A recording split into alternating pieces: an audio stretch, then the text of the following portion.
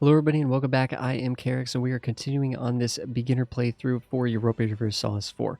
We have looked at our internal economy situation. We've started to build up our army, and one thing actually that I forgot to mention, building the army, not only does this, it actually doesn't tell you this here.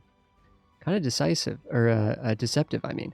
But essentially, in buying these regiments, we actually had to expend a very valuable resource in addition to just the 10 gold. We had to spend manpower. So we only have 6,000 manpower out of a maximum of 22,000 based on the size of our country and so on and so forth. So we actually only have so many manpower to build troops, right? When we raise 1,000 men to fight in the army, that is directly coming from the available people to join the army. There's only 6,000 people that are in reserve. So that number is going to be slowly increasing over time. But in addition to our money, we also have to look at our manpower. And when we're at war and our units take casualties, they have to replenish from the manpower pool. And that can actually mean that we might have a large standing army, but if we have no one in reserve, our armies will be whittled down. They will be whittled down. So we do need to try to make sure that we're maintaining a healthy reserve so that our army can actually be fighting at full strength and be reinforced throughout the war as people die to battles, but also from attrition, right? Also from attrition. The estates. Okay, so let's look at this, guys. The low crown land. Now, so it is very important to know that the estates are not important. Okay, this is something that confuses even active players. This is a brand new system that came out with the 1.3 patch. Even active players don't fully understand this. I think I actually have a pretty good understanding of how this works. Actually, just from having played, for the last 2 weeks since this patch has come out and gotten a good sense of it and stuff. But the fact that this is its own tab is very deceptive. Your economy is incredibly important. You're referencing this all the time. Your technology, incredibly important. Your court screen is super important. Your mission's completely fundamental. Like, all these things are so vitally important. The estates, they get their own tab, but they are disproportionately not as they are not as important as these other tabs. So I just really want to like sink this in that it is okay. It's like the trade tab. This is not important. This tab doesn't need to actually be here. This could be like a sub tab within the economy screen. Kind of like how there are some sub tabs that we haven't even talked about yet because they're sub tabs. They're less important. We haven't come to the areas that make them important. And the only reason why we're talking about this now is because we have something that says we have low crown land. 29.99% of our land. And we're receiving negative tax modifiers and negative absolutism and all this terrible stuff, right? Liberty desire from subject development plus 25%. I mean, we have subjects. We don't want them to like get more liberty desire. This is bad. This is bad, right? So we don't have enough crown land. So basically, there's different estates within our country. We have the clergy, we have the nobility, and we have the merchant guilds. That's what I'm going to call them. They have different names depending on where you play in the world. But essentially, you have the clergy, the merchants, and the nobility. And these are different political guilds and factions within our country that are vying for power and influence in the government, right? And we can actually sort of see that they have a certain amount of land. It looks like the nobility starts off the game with quite a bit of power, quite a bit of influence. And and as they have more land and more influence and stuff like that, we can actually have them we can enact policies and agreements with these guys, set up sort of policies with the nobility or with the clergy to actually give us stuff, basically. Like here we can actually, it looks like right here, we could trade national tax modifier for 40% manpower modifier. We can pay a little bit of money to get a significant return on manpower investment. That could be really good because we're nowhere near a maximum, right? We're at 6,000 out of 22,000. We're only gaining 200 per month. It'll take a long time for this to build up, and we need this to build a larger army and to have reserves when we go to war. It could actually be really good to increase levies here. That could be really, really good. We know where this actually reduces the cost of administrative advisor, a military advisor, by 25%. We're paying for that guy. We're paying $1 a month for this guy. If we cut his expense by 25%, that means that we're only going to pay 0.75. That means we're going to make an extra quarter per month. That's not terrible. And so on and so forth. But the thing is, these guys, fundamentally what's going on here is they're also giving us some benefits because of their loyalty and because of their influence. If we can increase their loyalty, they'll give us more diversity of benefits. And if we can increase their influence, They'll give us stronger versions of their benefits. So right now they're giving us 10% manpower recovery speed. If we gave them more influence, they would give us 15% and then 20% and so on. So we actually want these guys to have more influence, and we want them to have more loyalty. That's good. And you can see that by enacting these policies like increased levies gives them 10% more influence. Cool. So that's good. That gives them more influence. That's a good thing. That'll make this number go higher. In fact, it might make this go to 15% rather than 10%. In addition to the fact we'd be getting this modifier benefit here. Okay? So we want them to have more influence and more loyalty. The kicker is if they get to 100% influence, they try to take over the entire country. So we don't want them to get to 100% influence. And if their loyalty gets really low, then they're just enraged, right? And then they can cause rebellion and strife and instability within the country. So we want the loyalty. There's no there's no downside to having this go really high, but there's a downside for this going really low. The influence, we want it to go high, but if it goes to 100%, then it's bad news. They also have a certain amount of crown land, or they have a certain amount of land that's been allocated to them. We have too little crown land. We actually need to seize land. One of the things we need to do at the start is we actually need to take back some land. This will take back 5% land from the different estates, and that'll get us over the 30% that we need to avoid these negative modifiers. So we are going to hit this button and do this. Now that is going to lower their loyalty, but the magic number on their loyalty is 30%. So if we hit this button, we can see, there we go. They still like us. If they go down a little bit, they're going to stop liking us. However, we can see their equilibrium is actually 43%. Clergy's equilibrium is 38%. And the merchant guild's loyalty is 33%. So they're trending up. Their loyalty is actually going up. Even though we seize land, it's going up. We've removed that negative modifier. We no longer have negative effects. We have actually just increased our taxation now because of that. It might take a little bit for that to update, but because we've gotten rid of that negative tax modifier. One thing we can do to give them a little bit of an influence and a loyalty boost is summon them to a diet, summon them to court, where we can actually do a quest for them. So you could do this like every so many years. You can just do a new mission, and this gives us a little mission, and we can actually specialize this based on, wait a second, this would be kind of interesting if we actually got like free claims on an area or something like that. This is saying. So these are little missions, and I really hate to talk about this with brand new players, guys, but a lot of people will click on this tab and they'll be like, what the heck is this? They'll see that little icon up there and be like, what the heck does low crown land mean? So we do need to talk about that. Unfortunately, this is a complicated system for how little it actually affects things. But you can see adding that influence, right? We just got above 40% influence, so we're now at 15% extra manpower recovery speed. We talked about how manpower is really important, but we haven't really talked about a lot of these things. The clergy give us taxation modifier if they like us and if they have influence, which is good. We could try to increase that up to 15% as well. And then we can see that the trade efficiency, so the merchant guilds are all about trade. The clergy is all about like taxation and tithing and stuff. And the nobility is all about like military kind of idea, right? That's kind of how these things are broken down. You'll notice there's kind of a trend, right? At administrative, diplomatic, military, right? We're looking at our points up here. The whole game is sort of broken down into those three different concepts of running a nation: administrative activities and internal stability and stuff, and taxation, and then diplomatic, which is sort of obviously diplomatic and trade and globalization and stuff like that, and then military is military, right? So these are kind of how everything is broken down. You can notice that these estates actually correspond thematically to those different ideas. Clergy is the admin, nobility is the military, and the merchants are the diplomacy sort of estate, I guess, if that makes sense. So they'll give us goals that sort of echo those different thought process. Here it actually wants us to own a province and make it of the Orthodox faith. So what we could do is we can hit F, and it's talking about a particular province, Vyazma.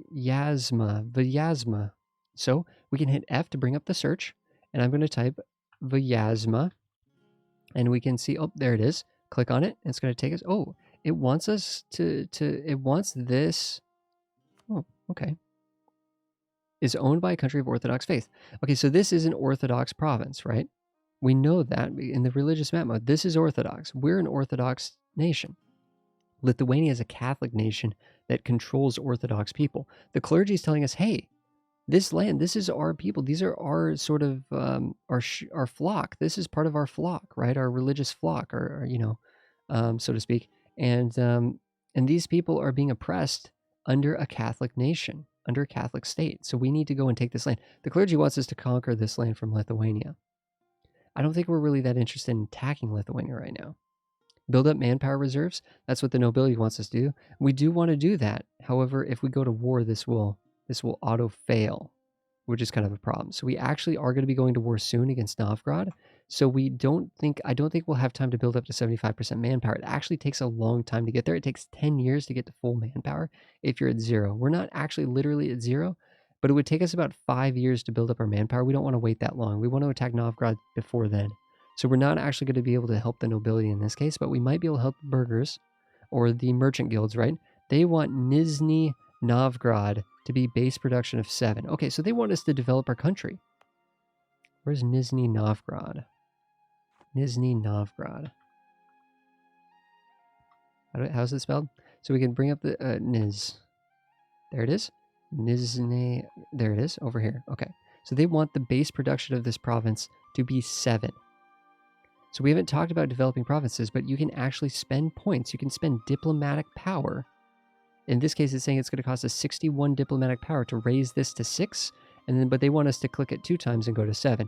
This is going to increase. I mean, there's a benefit to increasing the, right? We're getting local goods produced. We're getting other sort of production benefits, trade benefits from this trade power and production benefits and stuff like that. The development of these regions actually directly ties into our economy. This is a copper mine, and so increasing the development here will actually increase the amount of copper that we can mine and the amount of money that we can put into the economy and the amount of trade power that we can leverage in this region. So that's actually going to be good to do. And they'll actually pay us to do this, and they'll increase their loyalty and all this other good stuff. So actually, let's work on that.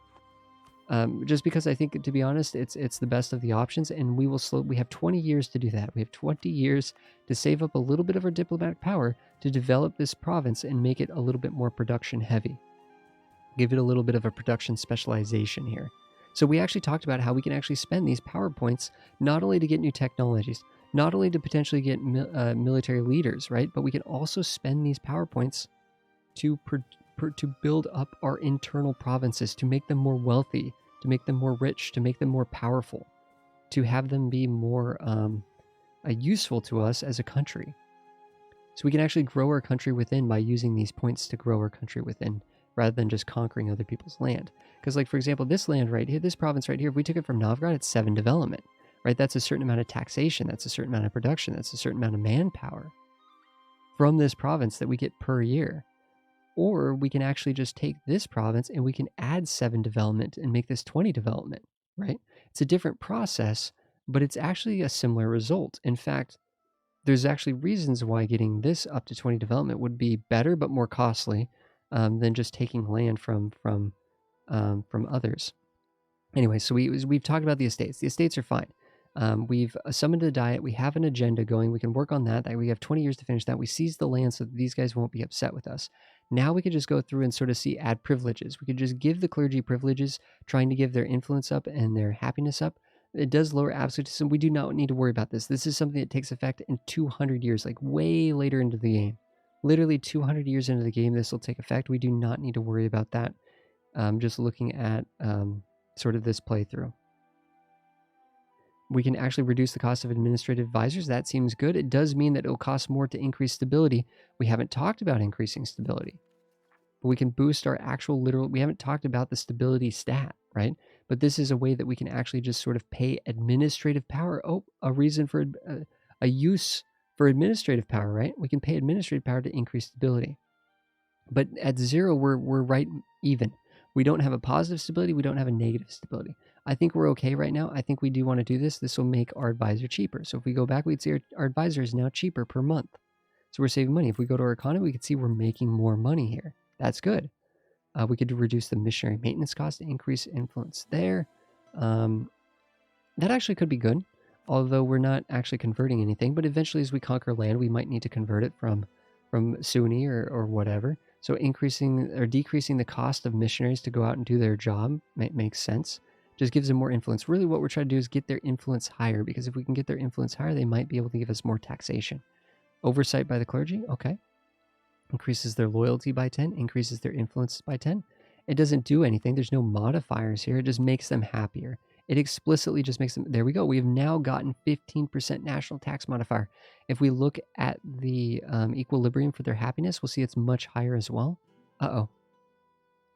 There it is. So equilibrium is 53%. So this is going to trend up to 53%, which is nice.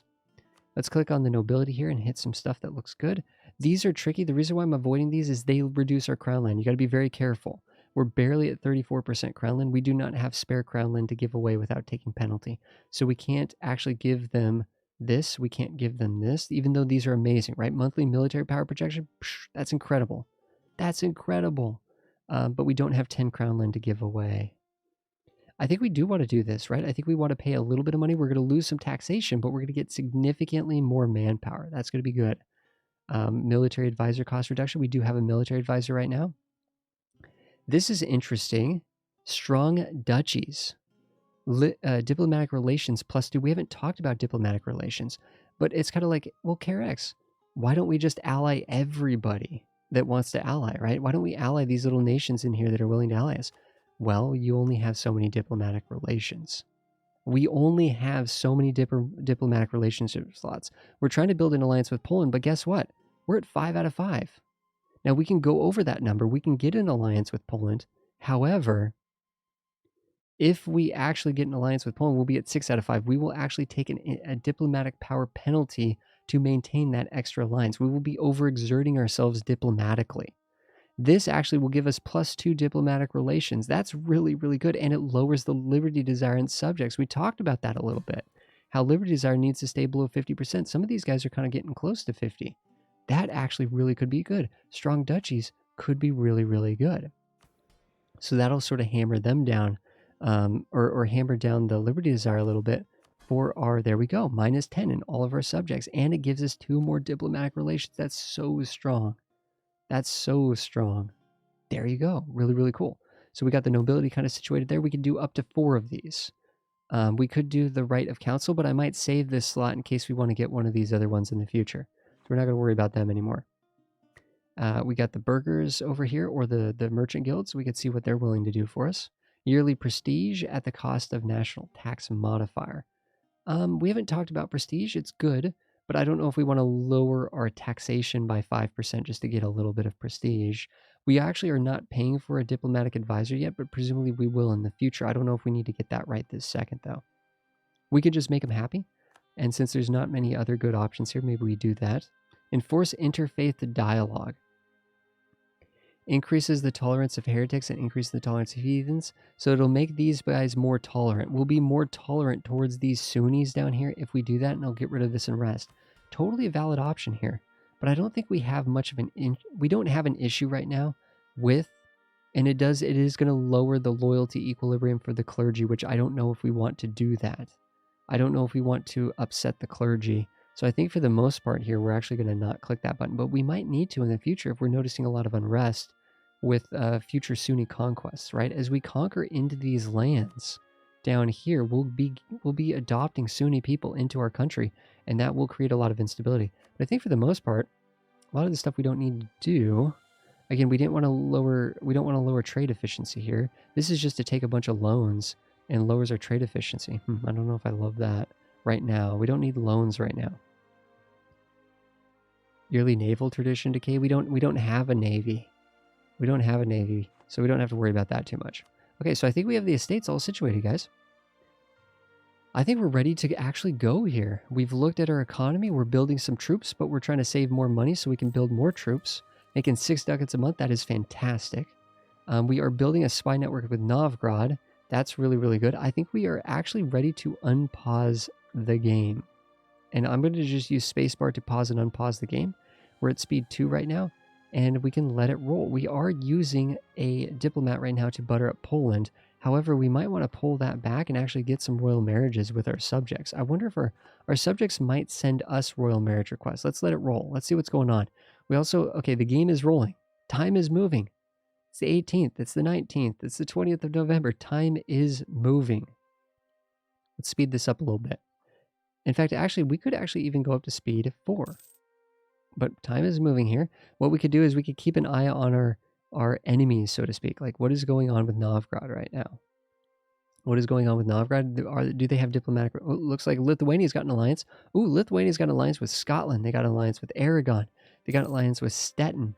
They've got a number of alliances. Looks like we got somebody. Okay, are you a subject of ours? Who is this guy? Oh, yep, that's you right here. They want a royal marriage? Yes, let's do that. Hoorah! Royal marriage engaged. So let's get the royal marriages with our... surrender of Maine. Something happened with France. War. War is already broken out in the world between France and England are at war. France and England are at war. That's exciting. But we are not at war yet because we're still trying to build up this. That's a historical event to trigger that war. Looks like these troops are sort of built up and ready to go. We can't move them because we're not paying for them. Remember how we lowered our army maintenance? We can't move our troops right now. They're just kind of lounging around. We're really trying to get this up to 20. 20 is the magic number on that. But here's the thing. We can take a look at some things. Looks like Novgorod is guaranteeing the independence of Trevir. So they are trying to protect these guys from our conquest. We're not really interested. They don't know that we're not interested in them. We're interested in Novgorod. These guys can just hang out for a bit. We're not scared about them. We're not worried about them right now. We know we have that unrest going. Let's actually sort of let the game move at a pace here. But we can actually no, we'll pause. Let's look at Novgorod. What's the situation? What kind of military strength do we actually need to levy to win a war against Novgorod? What's the situation with Novgorod? And that's where the ledger comes in. Okay, the ledger is an incredibly important thing that we can assess country strength by going to military, going to armies. And I typically like to just sort by force limit just to get a glance at who's the big dogs. Who are the big dogs that we know about in the world? Austria, 61,000 force limit. That's a huge army. They only have 20,000 right now, though. Mamluks have a large force limit at 40,000. They have 30,000 standing army. And usually what's going to happen is when an army is at war, when a country is at war, they will build up to this. They're going to sort of rest around 80% of their force limit. But when they're in a wartime situation, they will build up. There's a reason why Austria can't build up to 61. There's a reason Austria's got an inflated number because they're the emperor of the HRE. So that kind of gives them an ability to field a larger army than they can actually physically build at the start of the game. It takes a while for them to get up to that. We're at 32, but we're trying to build up. We're at 24,000 at the moment, trying to build up to 32. We're going to do that preemptively. We're not just going to sit at 80% because the game tells us to. We're going to build up to that 32, hopefully as quickly as we can and get to war. Because we're not going to wait for war to try to cap off our number there. Lithuania here at 28,000, right? But what we could do is we could actually search by rivals. We could filter by rivals, or we could just search in here for Novgorod.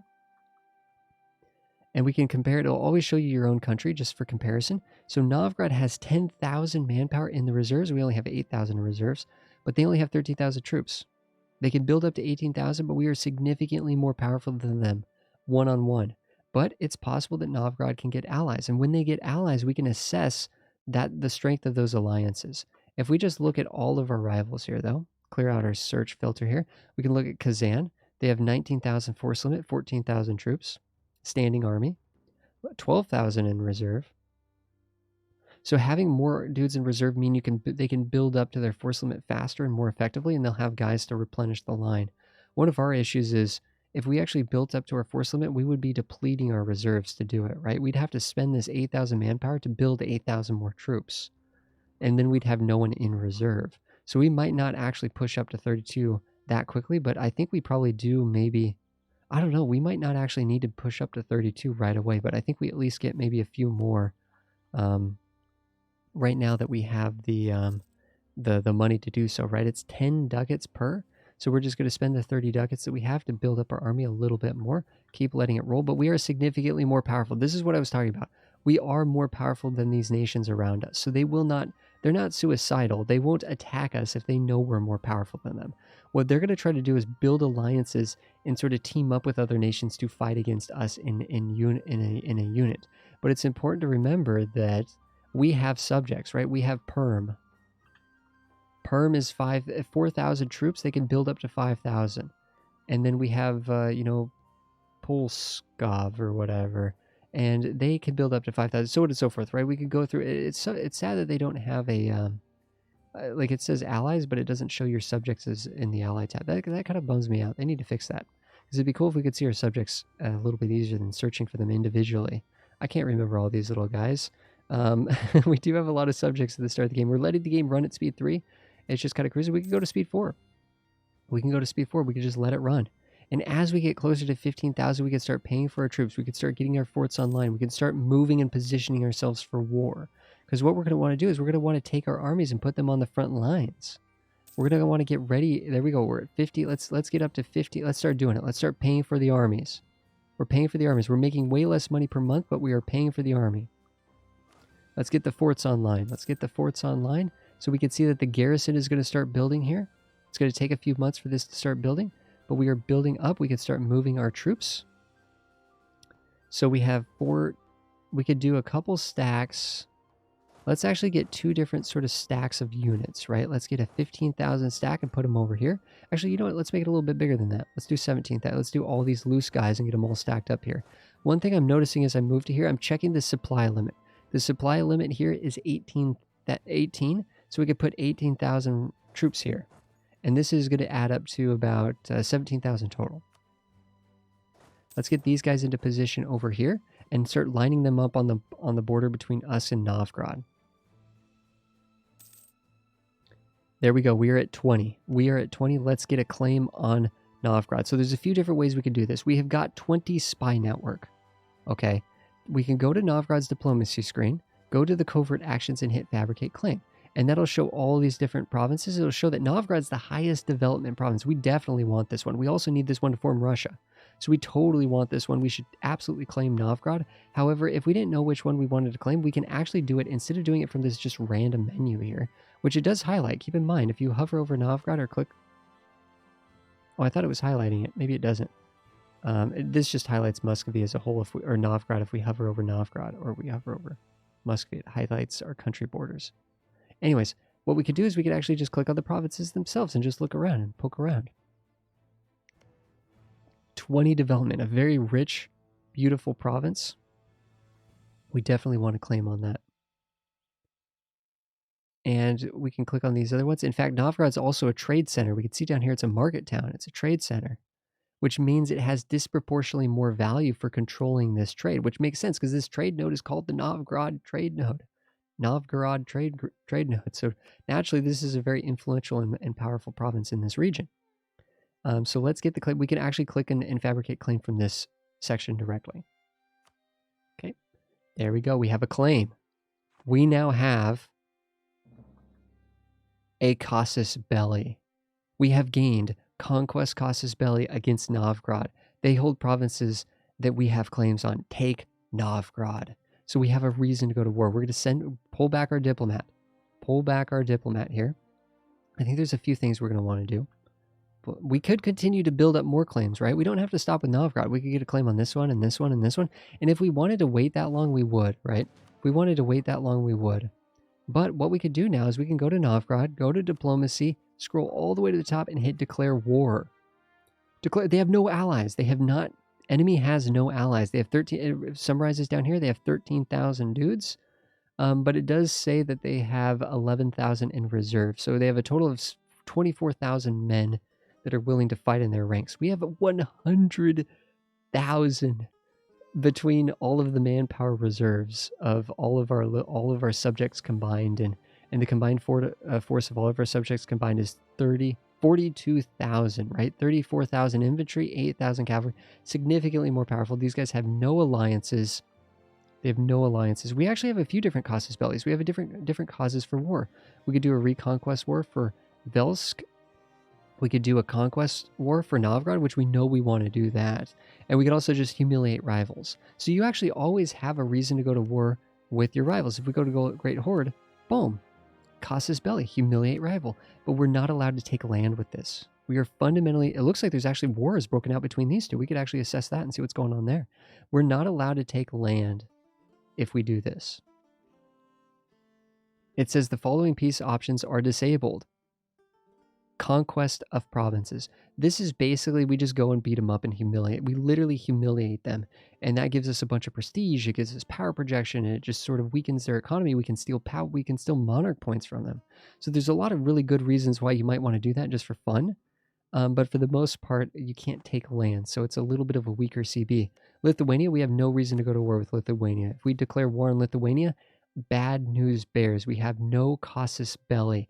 We're going to take a huge amount of an aggressive expansion penalty, which is going to diplomatically tell everyone that we are a terrible country and not to be trusted.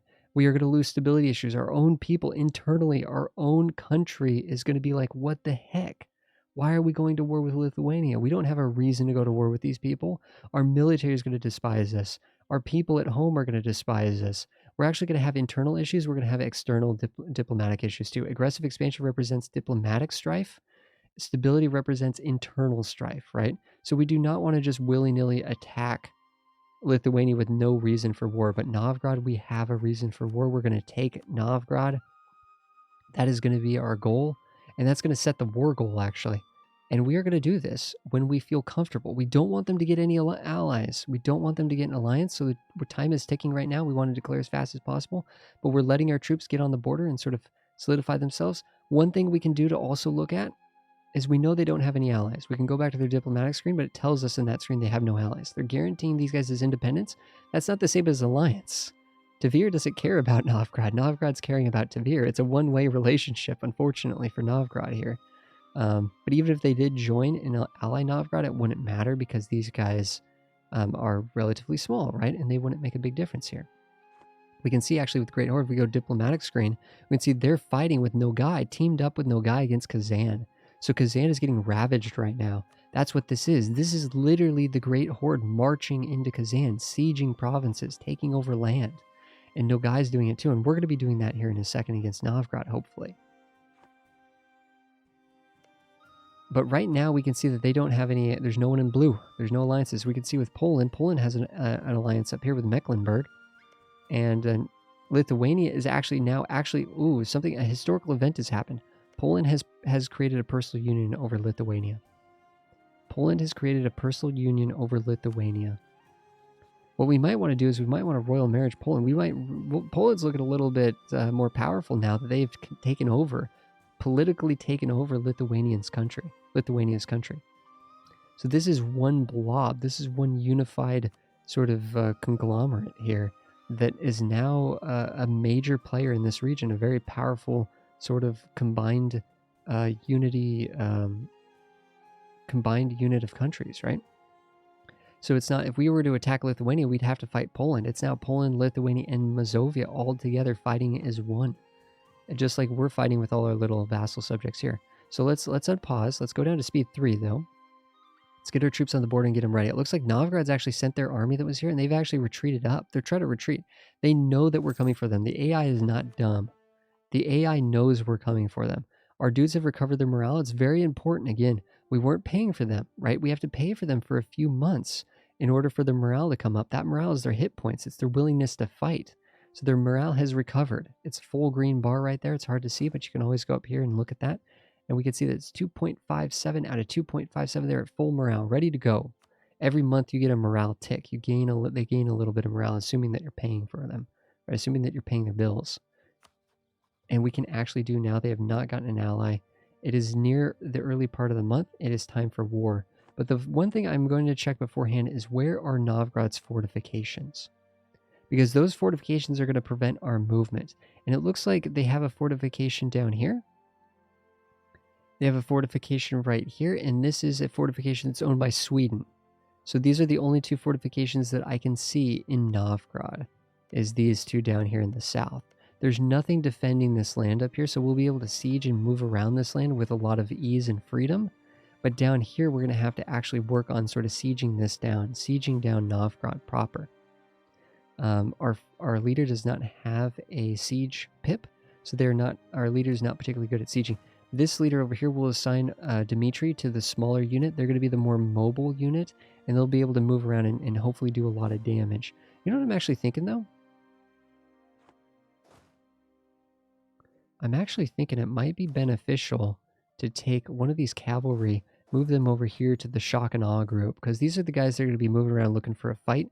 These are the guys that are going to be sieging down Novgorod. And we'll talk about sort of positioning, right? So we're preparing for war. We're paying for our troops. We've got our forts are raised. They're ready to go. They're garrisoned.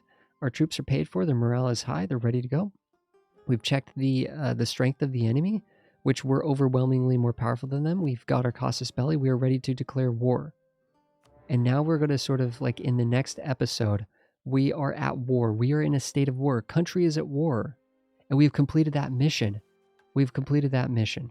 We're going to hit that mission button. We're going to talk about that and the effects of that and everything like that. And we're going to do all this in the next episode. We're going to micromanage the war and explain how to do that and what we're looking for and what we're watching for as we're at war with Novgorod here. So thank you so much, everybody, for watching this episode. I will see you guys in the next one where we will continue the journey as Muscovy. We have finally unpaused the game. We've looked at our diplomatic situation. We're still working on Poland. They're being tough down there. They're not wanting to ally us, but we're going to keep working on Poland. We're in a war against Novgorod. We can sort of go through that entire process on how to go to war. And this will apply to any country in any part of the world, right? These are fundamental principles of the game that we're discussing right now. So thank you so much, everybody, for watching. I will see you guys in the next episode.